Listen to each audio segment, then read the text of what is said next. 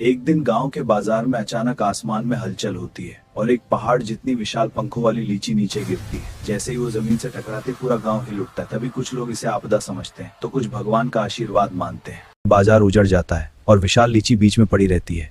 कुछ हिम्मती लोग उसके पास जाने की हिम्मत करते हैं। जैसे ही वो उसे छूते हैं उसमें से मीठा रस निकलता है और ये देखकर लोग और ज्यादा डर जाते हैं।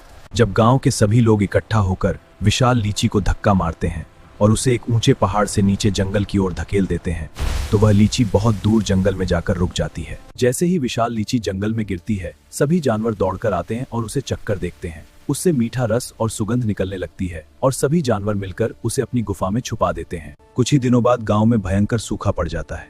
नदी, कुएं और नल सब सूख जाते हैं और खाने पीने की कमी से गांव के लोग धीरे धीरे बहुत कमजोर होने लगते हैं। गांव की हालत देखकर विशाल लीची के मन में दया जाग उठती है। उसकी आंखों से आंसू बहने लगते हैं और वह गांव में वापस जाने का निर्णय लेती है। कुछ ही समय बाद विशाल लीची अपने पत्तों के पंखों से उड़ती हुई फिर गांव में लौट आती है। वह इशारों से गांव वालों को अपनी ओर बुलाती है, जैसे बता रही हो कि अब किसी को भूखा नहीं रहना पड़ेगा।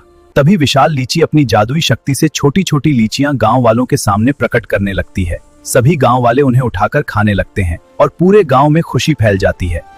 तभी विशाल लीची भावुक होकर जोर जोर से रोने लगती है। उसने गांव के लिए इतना अच्छा काम किया, अब आप भी थोड़ा प्यार दिखाइए और हमारे चैनल को लाइक और सब्सक्राइब जरूर कीजिए।